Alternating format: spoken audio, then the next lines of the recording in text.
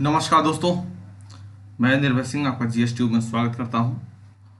और हम लोग भारतीय राज्य व्यवस्था के अंतर्गत जो सुप्रीम कोर्ट है वो अध्ययन कर चुके थे। सुप्रीम कोर्ट के पश्चात जो संघ में आपको पढ़ना है वो है नियंत्रक एवं महालेखा परीक्षक, जिसे आप पेपर में कैग भी पढ़ते हैं। CAG, CAG, controller and auditor general of India. ठीक है, CAG। क्या काम है CAG का, क्या जरूरत है CAG की, उससे पहले समझ लीजिए कि CAG किस आर्टिकल में है, इसकी नियुक्ति कौन करता है। ठीक है, चलिए हम लोग देख लेते हैं। पहले तो अनुच्छेद 148, ये याद रखिएगा कि ऐसे पूछ लेता है मैचिंग कराने को भी, और अलग से प्रश्न पूछ लेता है controller and auditor general of India या भारत का नियंत्रक और महालेखा परीक्षक किस अनुच्छेद में। तो आप 148 आपको मालूम होना चाहिए। ठीक है, तो आगे, भारत का नियंत्रक और महालेखा परीक्षक होगा जिसकी नियुक्ति राष्ट्रपति करेगा। कौन करेगा? राष्ट्रपति। ठीक है, नियुक्ति राष्ट्रपति करेगा। ठीक, उसे सिर्फ उसी रीति से हटाया जा सकता है जिससे सर्वोच्च न्यायालय के न्यायाधीश को, अर्थात महाभियोग टाइप, मतलब किसी भी सदन में आ सकता है और बहुमत उपस्थित और मतदान करने वालों के बहुमत और कुल सदस्यों का 2/3 बहुमत से दोनों सदन से पारित हो जाएगा तो हस्ताक्षर भी कर देगा राष्ट्रपति और उसे पद त्याग करना पड़ेगा। ठीक है, ये तो पद से हटाने की बात हो गई। अब उसको शपथ कौन दिलाएगा? तो भाई राष्ट्रपति दिलाएगा। नियंत्रक और महालेखा परीक्षक सेवानिवृत्ति के पश्चात, अच्छा रिटायरमेंट के बाद, राज्य सरकार और संघ सरकार के अधीन किसी भी लाभ के पद के लिए पात्र नहीं होगा। ये क्यों नहीं होगा अभी मैं आपको स्पष्ट कर दूंगा, बस आप जैसे इसको काम देखेंगे अपने आप समझ जाएंगे ये क्यों ऐसा किया गया है। लेकिन फिर भी मैं बताऊंगा, लेकिन थोड़ा सा काम को भी देख लीजिए, उसका काम क्या है। ठीक है, तो ये रिटायरमेंट के बाद किसी भी पद के लिए पात्र नहीं होगा। इसके अलावा CAG के वेतन और भत्ते में कोई अलाभकारी परिवर्तन नहीं हो सकता है। अलाभकारी मतलब घटाया नहीं जा सकता है। आपको बढ़ाना है तो बढ़ा दीजिए, घटा नहीं सकते। अलाभकारी मतलब अलाभकारी परिवर्तन नहीं हो सकता, लाभकारी वाला कर दीजिए। और इसका जो वेतन है, भत्ता है, वो भारत की संचित निधि पर भारित होगा। ठीक है, अच्छा कब तक रहेगा ये? तो नियंत्रक और महालेखा परीक्षक 65 वर्ष की आयु पूरी होने तक या 6 वर्ष की अवधि पूरी होने तक अपने पद पर रहेगा। और उसके पहले वो त्यागपत्र देना चाहता है तो किसको देगा? राष्ट्रपति को देगा। ऐसे समझिए, मान लीजिए कोई व्यक्ति 62 वर्ष की उम्र में CAG पद पर गया। ठीक है, तो अब जाहिर सी बात है 65 वर्ष की आयु उसकी पहले होगी, 6 वर्ष की अवधि बाद में पूरी होगी। अगर 65 वर्ष की आयु पहले होगी तो ये एप्लीकेबल हो जाएगा, ये वाला पॉइंट। अगर किसी की 58 वर्ष की आयु में कोई CAG पद पर जा रहा है तो ये 6 वर्ष पहले पूरे होंगे, बाद में 65 वर्ष की आयु। तो उसमें यही पॉइंट है कि कोई भी व्यक्ति अपने CAG के पद पर तभी तक रहेगा जब तक या तो उसकी उम्र 65 वर्ष हो जाए या अवधि 6 वर्ष की हो जाए। ठीक है, ये बात ध्यान रखिएगा। आगे अभी आपको जब इलेक्शन कमीशन पढ़ेंगे आप ना, तो भी ये पॉइंट आपको वहीं पर आएगा। ठीक है, 65 वर्ष की आयु उसकी हो जाए या उस पद पे वो 6 वर्ष पूरे कर ले, दो में से जो भी पहले हो वो लागू हो जाएगा। ठीक है, कर्तव्य और शक्तियां क्या है भाई?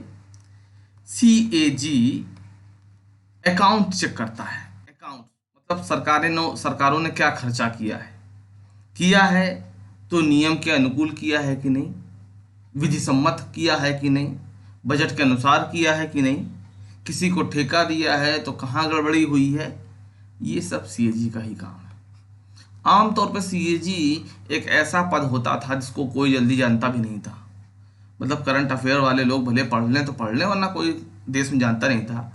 लेकिन आप देखेंगे 2011-12 के बाद जो विनोद राय जी थे, उसमें जिन्होंने 2G घोटाला और कोयला घोटाला दुनिया भर की बाकी चीज़ें बताई हैं, वहाँ से आप देखेंगे ये पद एकदम से चर्चा में आ गया। वरना पहले कोई इतना ध्यान भी नहीं देता था CAG कोई पद भी होता है। हाँ, जो पढ़ने के लिए पढ़ रहा हो बात अलग है, वरना नॉर्मली मीडिया में भी ये बहुत मुश्किल से ही चर्चा में आता था, खासतौर से हिंदी वाली मीडिया जो है। ठीक है, चलिए खैर क्या काम है? अकाउंट्स का चेक करना। जरा देखिए, सीएजी संघ और राज्य की लेखा मतलब अकाउंट के संबंध में ऐसे कर्तव्यों का पालन व शक्तियों का प्रयोग करेगा जो संसद तय करे। मतलब उसको कौन तय करेगा? संसद तय करे। जो भी उसको काम देगा कौन देगा? तो संसद देगी। भारत और प्रत्येक राज्य और संघ शासित क्षेत्र का की संचित निधि, आकस्मिक निधि पर भारित जो व्यय है उस सब का परीक्षण करेगा और अपनी रिपोर्ट देगा। प्रतिवेदन मतलब रिपोर्ट, कि जो खर्च हुआ है वो विधि के अनुसार हुआ है या नहीं। मतलब भारत का मतलब यहाँ पर संघ सरकार समझिए, राज्य मतलब जितने भी स्टेट हैं वो, और संघ शासित प्रदेश दिल्ली, चंडीगढ़, लक्षद्वीप, इस टाइप के, ठीक है, लद्दाख, जम्मू कश्मीर, ये भी है। इन सब के अकाउंट कौन चेक करता है? भारत का जो सीएजी होगा वो अकाउंट चेक करेगा। क्या चेक करेगा? ये नहीं देखेगा कि खर्च कितना किया, ये नहीं देखेगा, ये नहीं देखना है। जो खर्च किया है वो कानून के अनुसार है कि नहीं, विधि के अनुसार है कि नहीं, कहीं कोई अनियमितता तो नहीं है, ये वो देखेगा। और यही वो कारण है, ध्यान सुनिएगा अब, यही वो कारण है कि यहाँ पर ये बात आप पढ़ने को मिलते हैं कि रिटायरमेंट के बाद वो किसी भी पद के लिए पात्र नहीं होगा। क्यों? क्योंकि उसके मन में कोई लालच ना आए कि आज इस राज्य सरकार को हमको छूट दे दें या संघ की सरकार को कुछ छूट दे दें तो हो सकता है संघ की सरकार हमको कहीं का राज्यपाल बना दे या कोई और जांच का समिति का अध्यक्ष बना दे। ये सब मन में बातें ना आए, कोई आप अपने मन से लालच लेकर के ना बैठ जाएं। और ठीक है, और ये तो हो गई लालच वाली बात। दूसरी बात, और एक बात, कोई अलाभकारी परिवर्तन नहीं हो सकता है। ये भी सीएजी जब अपना कर्तव्य निभाए तो उसको ये भी डर ना रहे कि हमारी सैलरी ना काट लें, सैलरी ना घटा दें। इसीलिए उसको हटाने की प्रक्रिया भी देखिए सर्वोच्च न्यायालय के न्यायाधीश के समान की गई कि भाई जब वो अकाउंट्स को चेक करे तो किसी डर में ना आए, भय, किसी लालच में ना आए, किसी दबाव में ना आए। और लालच और दबाव यही दो चीजें होती हैं, मतलब दबाव में डर भी शामिल हो जाता है। तो यही दो चीजें होती हैं जो आपको भ्रष्ट बनाती हैं, एक तो लालच हो या दबाव हो। दबाव या तो शरारती तत्व का होता है वही डर, या पैसे का होता है कि भाई पैसा ना, हमारा वेतन ना काट लिया जाए। तो लालच और दबाव से मुक्त होकर, स्वतंत्र होकर के वो अकाउंट्स को चेक करे कि भाई पैसा कहीं गलत तो खर्च नहीं हो गया। इसीलिए प्रावधान किया गया कि भाई उसको इधर उधर से ऐसे वैसे हटा भी नहीं सकते हैं कि मंत्रिपरिषद की सलाह पर राष्ट्रपति हटा देगा, ऐसा भी नहीं है। उसको आपको सुप्रीम कोर्ट का जो न्यायाधीश है उसको वाला जो प्रोसेस है वो पूरा लेना पड़ेगा, ऐसे हटा भी नहीं सकते। और ऐसा भी नहीं कि उसको कहीं और का आप लालच दिख सकते हो या वो अपने मन में सोच ले कि अगर हम संघ सरकार का साथ देंगे तो कल को ये भी हमें किसी समिति का अध्यक्ष बना देगी, कहीं का राज्यपाल बना देगी। समझ रहे हैं आप बात को? इस तरीके से कोई लालच भी मन में ना आए और उससे डर भी ना लगे काम करते समय कि कोई हमको हटा देगा, कोई हमारा वेतन काट लेगा, ये सब ना हो पाए। ठीक है, तो आगे, संघ और राज्यों से पर्याप्त रूप से जहां भी पैसा जा रहा है, सभी निकाय, प्राधिकारी, अधिकारी, विभाग, कंपनी, निगम, मतलब आप देखिए, कभी आप देखेंगे मार्च में बजट से के आसपास देखेंगे, फरवरी मार्च में बहुत सारी सरकारी कंपनीज हैं जो कि अपना बजट, अपना जो खर्च है, आय व्यय का विवरण पेपरों में छपवा देते हैं। बहुत सारे निगम आप देखेंगे, एनटीपीसी, भेल, गेल, ये सब का आप देखते हैं कि पेपर में भी छप जाता है। ठीक है, ये सब जहां कहीं भी सरकार का, ध्यान सुनिएगा, जहां कहीं भी सरकार का पैसा खर्च हो रहा है वो सब उस दायरे में है, जांच के दायरे में है कि खर्च कैसे हुआ है।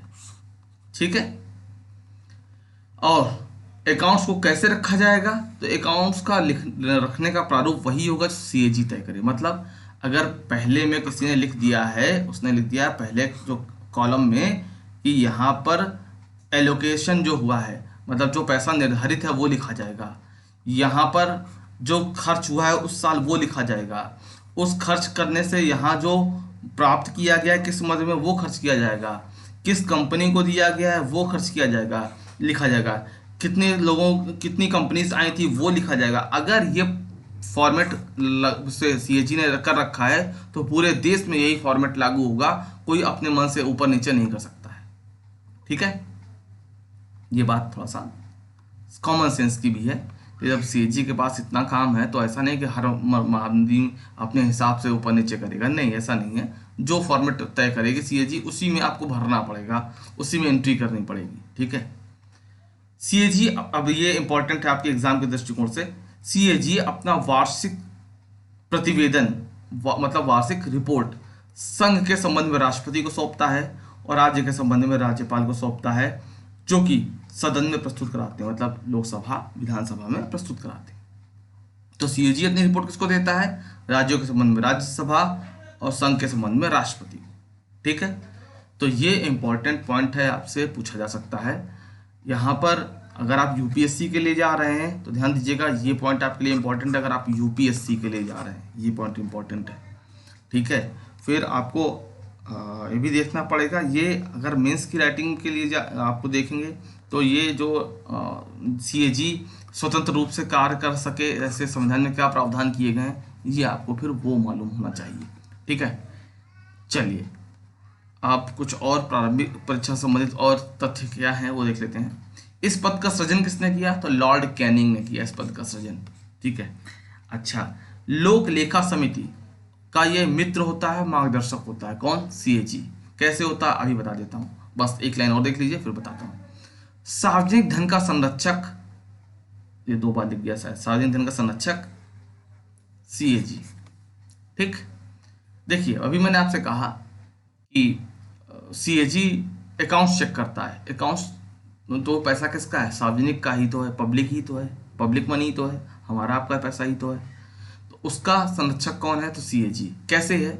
जो भी खर्च होता है, पब्लिक अकाउंट कमेटी जो होती है, लोक लेखा समिति, इसमें 22 सदस्य होते हैं, ठीक है। 15 लोकसभा से, 7 राज्यसभा से, ठीक है। इसका जो अध्यक्ष होता है परंपरा के तौर पर विपक्ष का ही कोई होता है, ठीक है। एक बात, अब सरकार जो खर्च कर रही है उस खर्च पर नजर ये कमेटी रखती है और ये कमेटी की सहायता कौन करता है? तो सीएजी करता है। ये कमेटी, ध्यान से सुनिएगा बात को। देखिए हमारे यहाँ सांसद जो हैं वो चुने जाते हैं, तो सांसद जो क्षमता के आधार पर, योग्यता के आधार पर नहीं चुने जाते हैं, वो तो अपनी लोकप्रियता के हिसाब से चुने जाते हैं ना। हमारे देश का तो यही हाल है कि जो लोकप्रिय है और उल्टे सीधे जो 2-4 बयान दे दो, 6-8 महीना चर्चा में आ जाओ मीडिया में और आपको टिकट पक्का, यही अपने यहाँ का सिस्टम है। अब ऐसा आदमी, अब आप मुझे बताओ, ऐसा आदमी वो यहाँ पर क्या अकाउंट संभालेगा, क्या चेक करेगा? तो कुछ नहीं करेगा, उसको मतलब टेक्निकल नॉलेज नहीं होगी। मेरा कहने का मतलब आपसे यही है। कोई भी, अच्छा चलिए हम लोग अपने आप को बहुत पढ़ा लिखा मान रहे हैं इस समय, मान लीजिए मैं भी अपने आप को कह रहा हूँ, नेताओं को कह रहा हूँ, तो अपने आप को भी कह दूँ और आपको भी कह दूँ, हमें आपको अकाउंट की कितनी समझ है? तो इसके लिए अब इसकी जो टेक्निकल सहायता है वो कौन देता है? वो सीएजी। सीएजी सरकार का जो खर्च है उस पर अपनी रिपोर्ट बनाता है और अपनी रिपोर्ट बना करके जो देता है उस पर पब्लिक अकाउंट कमेटी की सहायता भी हो जाती है। रिपोर्ट इसकी है और इसकी रिपोर्ट पर जो गूंज होगी सदन में, कौन उठाएगा? विपक्ष। विपक्ष टांग घसीटा प्रोग्राम शुरू कर देगा। मैं विपक्ष की बुराई नहीं कर रहा हूं, लेकिन आपको समझाने के लिए कह रहा हूं, विपक्ष का टांग घसीटा प्रोग्राम शुरू कर देगा, ठीक है। और कई बार विपक्ष इस मामले में थोड़ा सा गलत भी हो जाता है। विपक्ष की मैं बात कर रहा हूं, मैं किसी पार्टी का नाम नहीं ले रहा हूं, विपक्ष की बात कर रहा हूं। विपक्ष में जो भी रहता है वो ऐसे ही काम करता है, वो बीजेपी हो, वो कांग्रेस हो, वो कोई भी हो, ठीक है। अच्छी तरीके से याद है, यही बीजेपी 2011 में विपक्ष में थी और एफडीआई का खूब विरोध कर रही थी और इन्होंने फिर आगे क्या किया ये सबको पता है। यही हाल कांग्रेस का भी रहा है, ऐसी कोई समस्या वाली बात नहीं है। खैर, अब ध्यान से सुनिएगा आगे। पॉइंट ये है कि सीएजी जो टेक्निकल सहायता अकाउंट के मामले में देता है विपक्ष को, इसीलिए लोक लेखा समिति का मित्र और मार्गदर्शक कहलाता है, ठीक है।